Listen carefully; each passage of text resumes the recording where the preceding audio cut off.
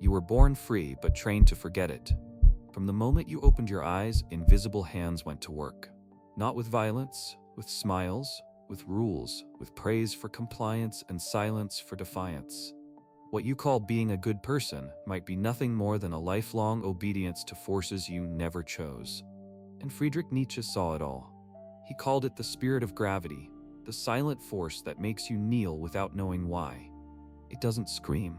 It doesn't hit. It just whispers, constantly, be safe, fit in, stay small. And over time, that whisper becomes your own voice. This is not about conspiracy. This is about psychology, about the weight you carry that isn't yours, about the values you inherited without ever asking if they were real. You obey not because you're weak, but because you were taught that to question is to risk everything. You nod, you smile, you shrink, and you call that peace. But it isn't peace. It's sedated existence. Nietzsche knew that most people wouldn't notice their chains until it was too late. Not because they're blind, but because the chains are made of comfort, of praise, of being liked. And so you trade your fire for approval. And with every compromise, the spirit within you dims a little more. The spirit of gravity doesn't just weigh down your body, it crushes your will. It makes reaching for more feel dangerous. It makes ambition feel like arrogance. It teaches you to survive instead of burn. But you were meant to burn, not in destruction, in transformation. Nietzsche's philosophy wasn't about chaos, it was about creation. He saw that those who rise above the herd are not cruel, but courageous. Not rebels for rebellion's sake, but creators of new worlds. But to become that kind of human, you must first unlearn the lies. You must stop mistaking obedience for goodness. You must stop confusing fear with humility. Because the truth is, if you've spent your life doing what you're supposed to, you may not even know who you are. The real you, the untamed, unfiltered sovereign self, is buried under years of conditioning, and it's not gone, it's not dead, it's waiting, watching, dreaming of the day you finally wake up. That's what Nietzsche meant by the Übermensch. Not a superior person, but a fully awakened one, a human being who breaks from the programming and becomes something new. Not someone who reacts, someone who creates. But first you must see the prison. You must admit that what you call your life may not be truly yours. That the job you chose, the beliefs you hold, the people you please, they may have been chosen for you long before you had a say. And if that truth burns, good. Let it. Because the pain of awareness is the beginning of real freedom. The spirit of gravity wants you numb. Nietzsche wants you awake. One keeps you comfortable. The other sets you on fire. Which one are you choosing right now, by the way you live? That's the question.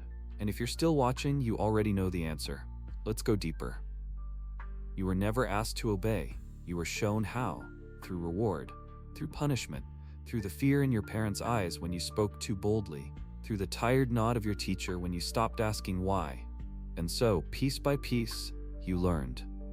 Not just how to obey others, but how to betray yourself. You learned to smile while shrinking, to speak softly when your soul wanted to roar.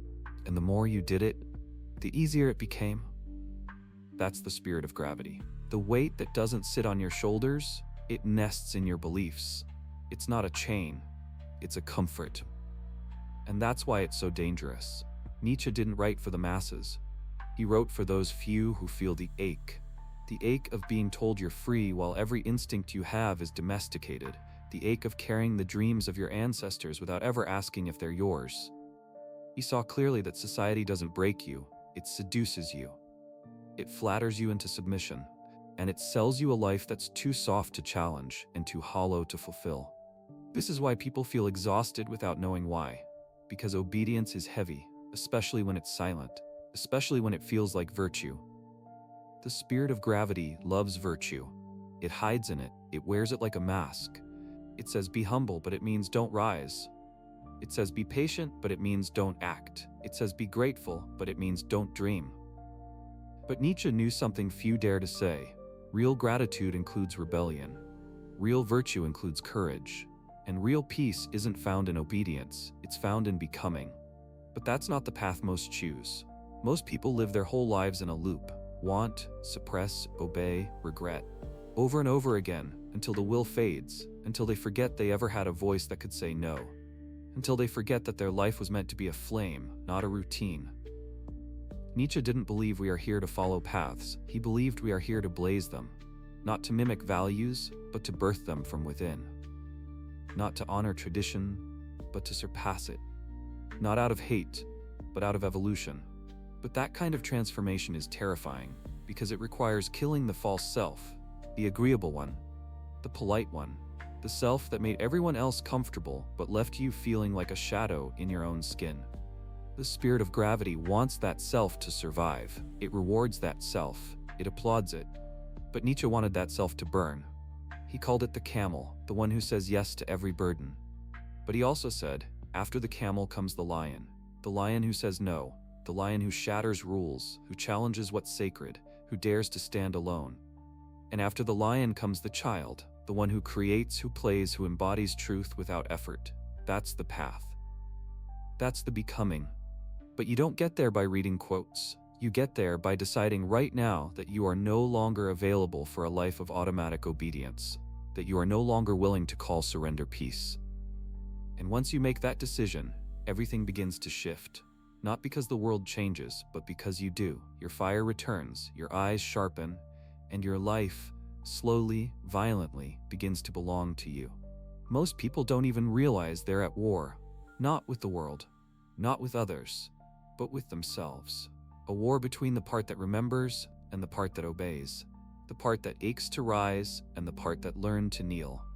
And every day that you choose to conform, that inner battlefield gets quieter, but only because one side is dying. Nietzsche didn't believe the soul disappears. He believed it gets buried, smothered under responsibilities, obligations, expectations, under the smiling lie that says this is just how life is. But deep down you know better. There's a moment that hits you when you're alone. No noise, no distraction, no one to impress. Just you. And in that silence, something ancient stirs. A voice without words. A force that doesn't ask, it commands. It says, wake up. That's the will. The real one. Not the will to survive, but the will to create, to ascend, to become. Nietzsche called it the will to power.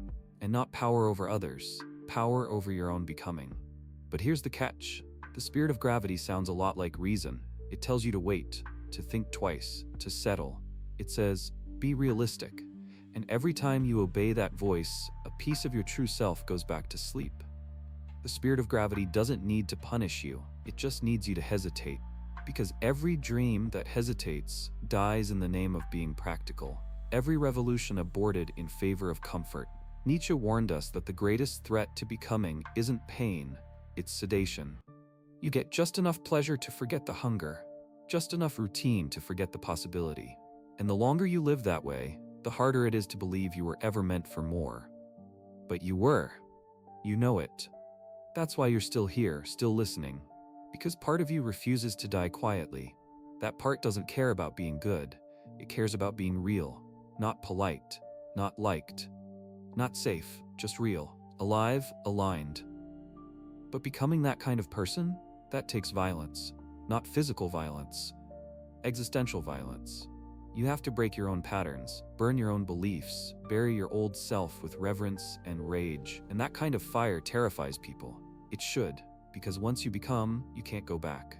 You can't pretend you don't see the cage. You can't keep smiling through slow suffocation. You can't keep agreeing with the lie that says you're fine.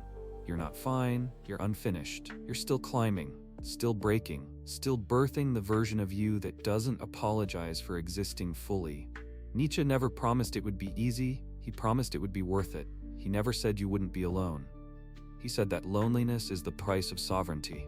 But once you pay it, once you face the storm, you emerge with something most people never touch.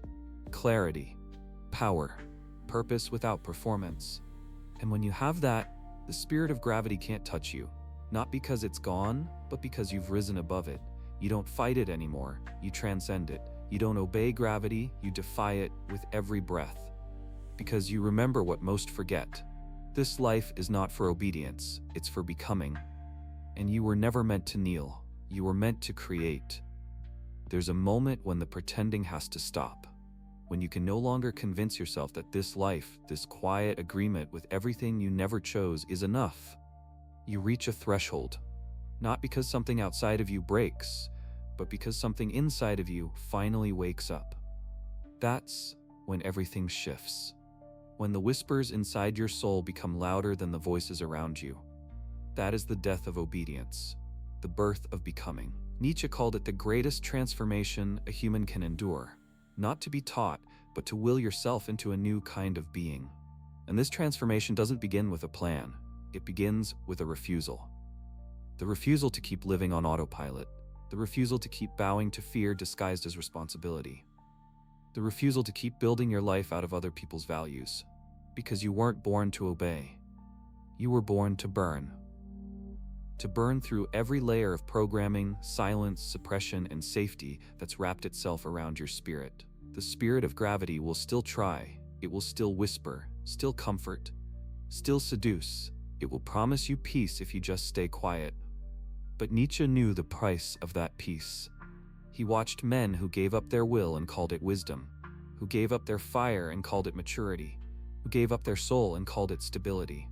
But you are not that. Not anymore, because you see it now, you feel it, and you're starting to remember. Remember who you were before the world told you who to be. Remember that there's a wildness in you that hasn't been extinguished, only hidden. And now is the time to set it free, to break the chains made of praise and the cages built from expectations, to stop waiting for permission to become what you already are. You won't be celebrated for it. The world does not applaud the awakening. It fears it.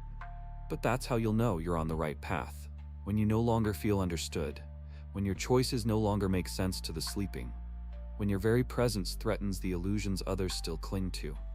That's the fire, that's the birth. Nietzsche didn't want followers, he wanted creators. He didn't want conformity, he wanted becoming. And now the choice is yours. Stay safe and slowly vanish, or step into the flame and finally exist. Because everything you truly want, peace, purpose, power, lives on the other side of who you were trained to be. And once you've tasted that truth, you can't unsee it. You can't go back. You can only rise. If this message lit something in you, if your heart beat harder and your thoughts grew louder, then don't let it fade. Like this video and subscribe to Whispers of the Universe, because this isn't the end. It's the beginning of your return to yourself. And the world is waiting to meet the version of you who refuses to kneel.